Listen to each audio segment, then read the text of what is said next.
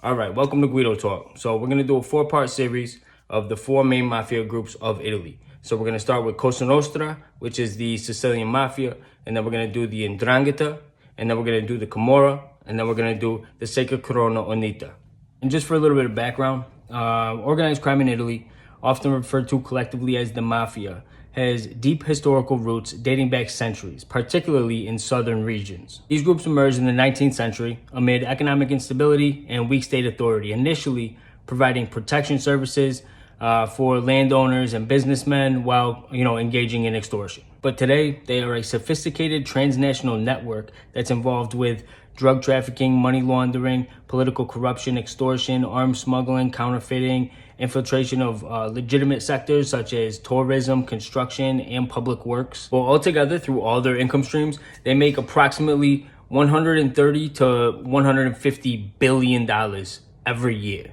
All right, so we're officially going to kick it off with Cosa Nostra. That's going to be the Sicilian Mafia. So obviously, their main region of operation is Sicily. So Palermo and surrounding provinces, with historical ties to the Italian-American Mafia in the United States, and then they also have operations in Europe.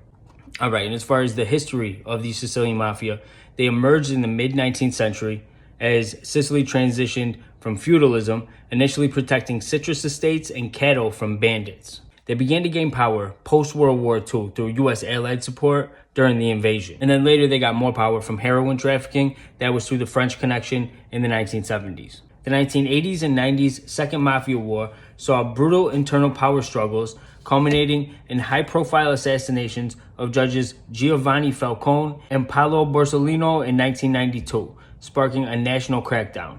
Now, some of their key activities are going to be drug trafficking, primarily cocaine and heroin, extortion, political corruption, money laundering, arms trafficking, fraud, and also bombings.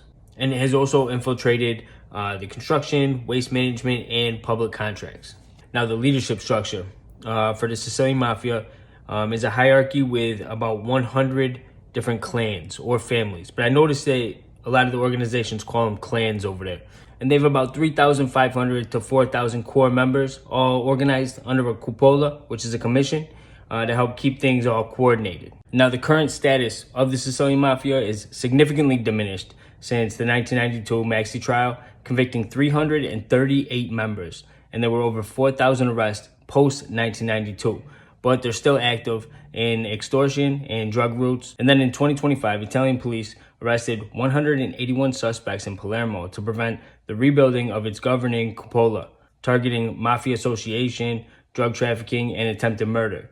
It still earns from tourism and EU funds, but has lost its political influence amid economic crisis and rival groups rising. All right, and then as far as alliances and rivalries, the Sicilian Mafia had a serious rivalry with a smaller organization called the Stira. The Stira means, in Sicilian, it means star. And the Sicilian Mafia and the Stira, they had a serious battle going on in the 80s and the 90s where they lost hundreds and hundreds of men. And then they ended up just being able to work it out, and they even share profits in some spots. And they just basically decided, okay, let's just make money together. And then the Sicilian Mafia also had a situation with the Camorra back in the 70s and 80s over heroin drug routes.